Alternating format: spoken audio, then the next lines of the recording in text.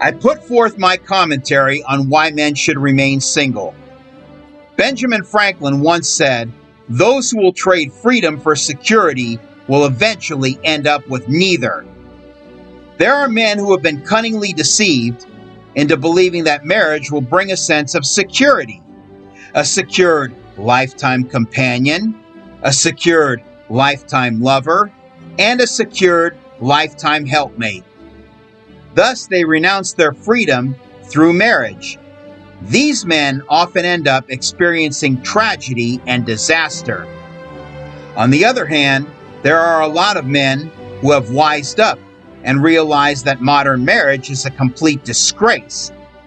These men, like me, have firmly resolved to cling tenaciously to their freedom and to cherish it, protect it, and defend it for the rest of their lives. Nowadays in America, it is better for men to remain single than to get married and reproduce. For men, marriage and child-rearing have become shackles, chains, and slavery, where women are the slave drivers. Most modern wives in this country refuse to share equally in the conjugal duties of marriage, be it financial responsibilities or domestic responsibilities.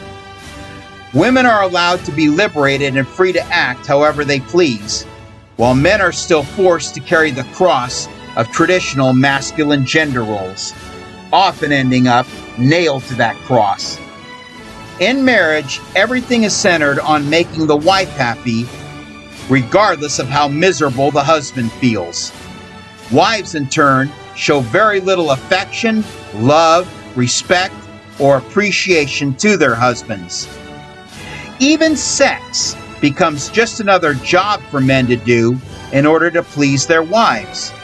What's more, most modern men can handle their own domestic duties, such as cooking and cleaning. Above all, women in society show almost no appreciation to husbands and fathers for all the hard work, the sacrifice, and the love that they show their wives and families. So nowadays, what benefit is marriage? For men, marriage has no benefits whatsoever, only stress, fatigue, discouragement, disappointment, despair, and feeling unloved as well as unappreciated. From what I've seen, most modern females between the ages of 18 and 34 are selfish, greedy, untrustworthy, irresponsible, disrespectful, narcissistic, cruel, and basically evil.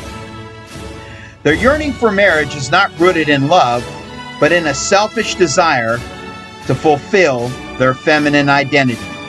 Hence, the real problem in this country is not that there are no good men.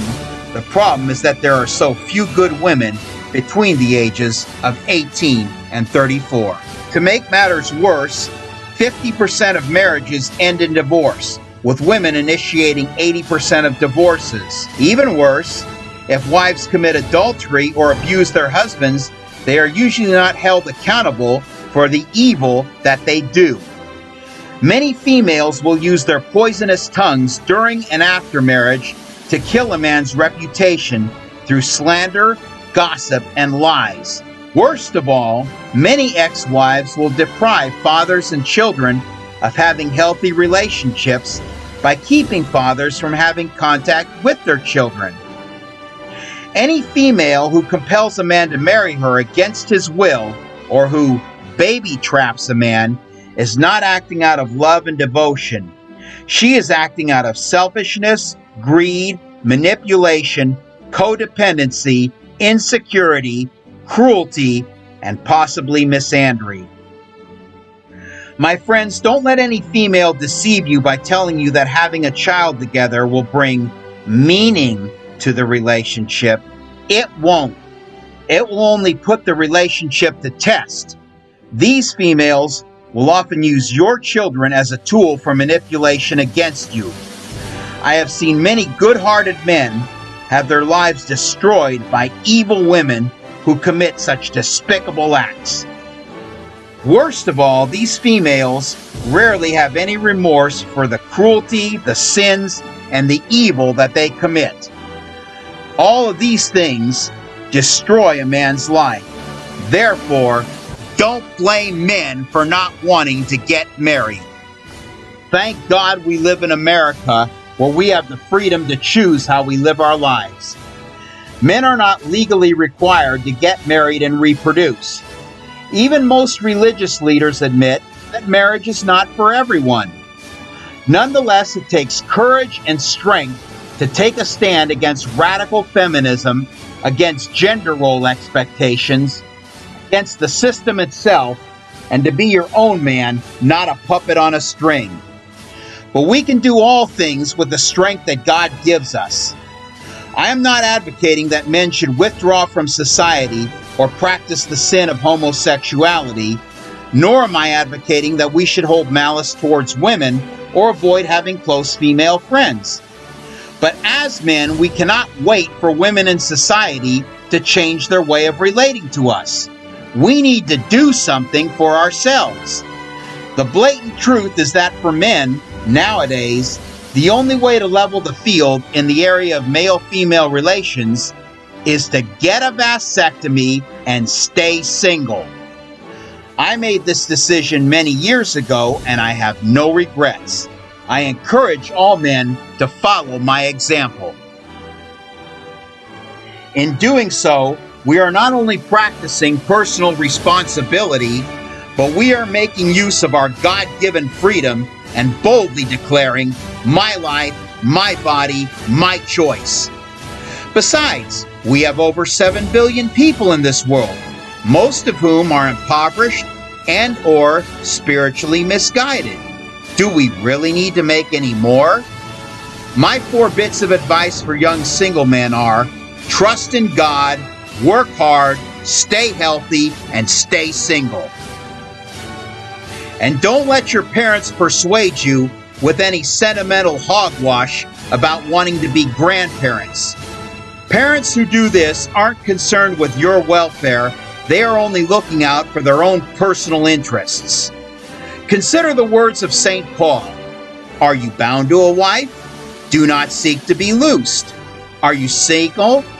Do not seek a wife. Therefore, if you are single and you choose to stay single, then stand your ground and know that you have God's approval.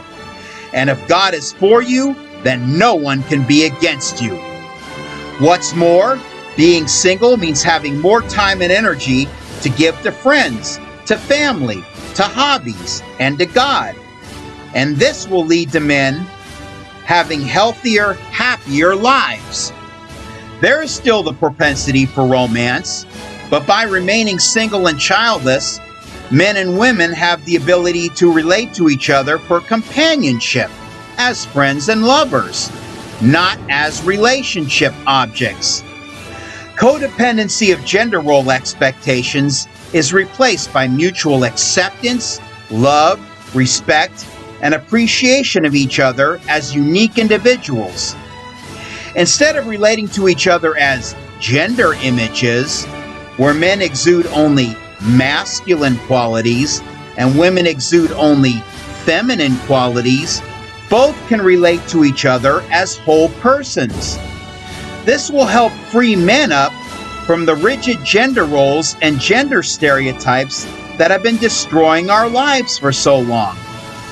And this will also help women by making them stronger, more self-reliant, and more secure in themselves, as well as giving them a more positive attitude.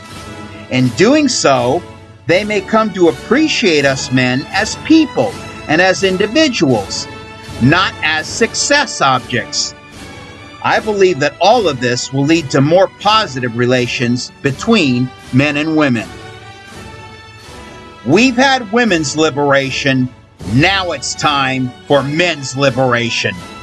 It is time that men left the slave plantation of gender roles and gender stereotypes altogether, and that we claim our God-given freedom. And if God has made us free, then we are free indeed, regardless of what women in society have to say.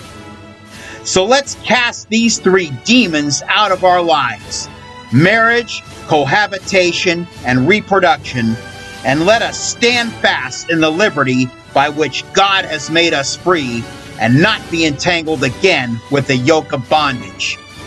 I personally would rather die a free man than to live life enslaved or imprisoned.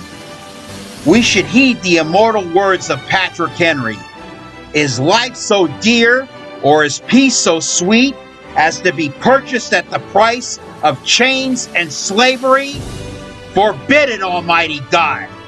I know not what course others may take, but as for me, give me liberty or give me death!